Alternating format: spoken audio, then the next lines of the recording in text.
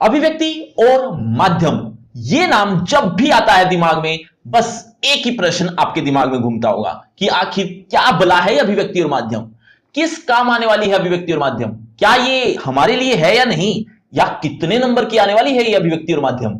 इसी तरह के और भी प्रश्न जो छोटे छोटे लेकिन आपके लिए बहुत मोटे मोटे हो सकते हैं, ऐसे प्रश्न आपके दिमाग में जरूर चलते होंगे।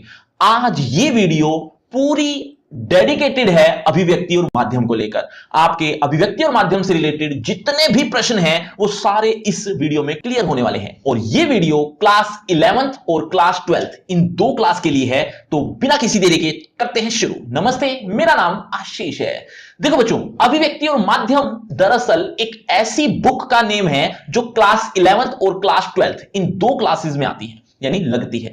अब ये दो क्लासेस में लगने वाली ये जो बुक है ना, ये दरअसल कंबाइंड आती है। कंबाइंड मतलब दोनों ही क्लास की एक ही बुक होती है, जिसमें क्लास 11th के भी चैप्टर्स होते हैं, क्लास 12th के भी होते हैं। लेकिन समय को देखते हुए धीरे धीरे क्या किया, पब्लिशर ने अलग अलग क्लास की बांट दी, मतलब एक कंबाइंड बुक को अलग अलग कर दिया। क्लास 11 के लिए अलग बना दिया, क्लास 12 के लिए अलग बना दिया। बात वही थी, चैप्टर्स वही थे, मतलब जो एक ही कंबाइंड बुक में क्लास 11 और 12 दोनों के आया करते थे, ठीक ऐसे ही जब अलग किया गया तो क्लास 11 के चैप्टर्स अलग कर दिए गए, 12 के लिए अलग कर दिए गए। अब ये आपके ऊपर डिपेंड है कि आपके पास कौन सी बुक है। दरअसल क्लास 11 के बच्चों को तो 90% से ज्यादा बच्चों को कह सकता हूं, 90% से ज्यादा बच्चों को यह बात पता भी नहीं होती क्या कि अभिव्यक्ति और माध्यम भी कोई एक बुक है।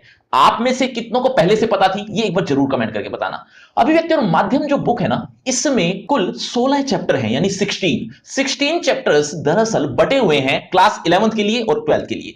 11 के लिए जो चैप्टर्स है वो है 7, यानी 7, और जो 9 चैप्टर्स बाकी बच गए वो क्लास 12 के लिए होते हैं। और बहुत से बच्चे इस अभिव्यक्ति और माध्यम को ग्रामर समझ बैठते हैं, यानी ये व्याकरण है। दरअसल ये व्याकरण नहीं है। इसमें एक्चुअल में क्या क्या होता है, दरअसल इसमें भी आरोह, वितान, अंतरा, अंतराल, इनमें जो चैप्टर्स होते हैं ना, वैसे ही अभिव्यक्ति और माध्यम में भी चैप्टर्स हैं, व्याकरण नहीं है। ये बात ध्यान रखना। चैप्टर किस तरह के होंगे, चैप्टर होते हैं पत्रकारिता से रिलेटेड, अखबार से रिलेटेड, समाचार पत्र कह सकते हो, इंटरनेट से रिलेटेड, रेडियो से रिलेटेड, इसी तरह के जनसंचार के और जो माध्यम हैं उनसे रिलेटेड ज्यादा चीजें मिलेंगी आपको। लेकिन सिर्फ इतना ही नहीं, कविता, कहानी, नाटक, इनसे रिलेटेड चैप्टर्स भी आपको देखने को मिलेंगे।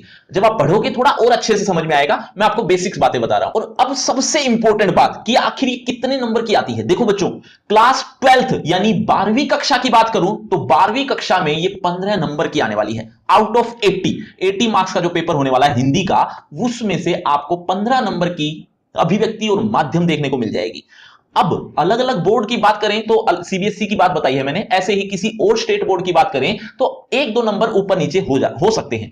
इसके अलावा अब बात करते हैं 11th की। 11th में ये सबसे ज्यादा नंबर की बुक आने वाली है। नंबर है 22, 22 मार्क्स की ये अभिव्यक्ति और माध्यम ही आने वाली है। आउट ऑफ 80 बच्चों कह सकते हो कि 4th पार्ट से भी ज्यादा मार्क्स तो ये अभिव्यक्ति और माध्यम दिलाने वाली है। तो 11th और 12th बच्चों, इसकी तैयारी भी आपको बहुत अच्छे से करनी है। लेकिन होगी कैसे, दरअसल लिंक दिया है मैंने डिस्क्रिप्शन बॉक्स में, फ्री क्रैश कोर्स के नाम से। ये आपको लिंक मिलेगा डिस्क्रिप्शन बॉक्स में, वो जरूर देखना। उसमें आपको कुछ इस तरह से एक ही पेज में आपको सब कुछ पूरा सिलेबस देखने को मिल जाएगा। आपको कहीं भी भटकने की जरूरत नहीं पड़ेगी, तो वो जरूर देखना। और सिर्फ इतना ही नहीं, आपके लिए रिवीजन भी स्टार्ट कर दी, और वो रिवीजन होती है सोशल मीडिया पर। वो सोशल मीडिया के लिंक भी आपको डिस्क्रिप्शन बॉक्स में ही मिलेंगे। वहां पर आपको ढेर सारी रिवीजन एक ही प्लेटफॉर्म पर देखने को मिल जाएगी। तो उन सोशल मीडिया को जरूर फॉलो कर लेना। और अगर आपको मुझसे बातचीत करनी है, वो भी पर्सनल, तो एक बार सोशल मीडिया पर मैसेज जरूर छोड़ देना। और अभिव्यक्ति और माध्यम से रिलेटेड कोई भी डाउट हो तो उसको जरूर एक बार कमेंट बॉक्स में लिख देना।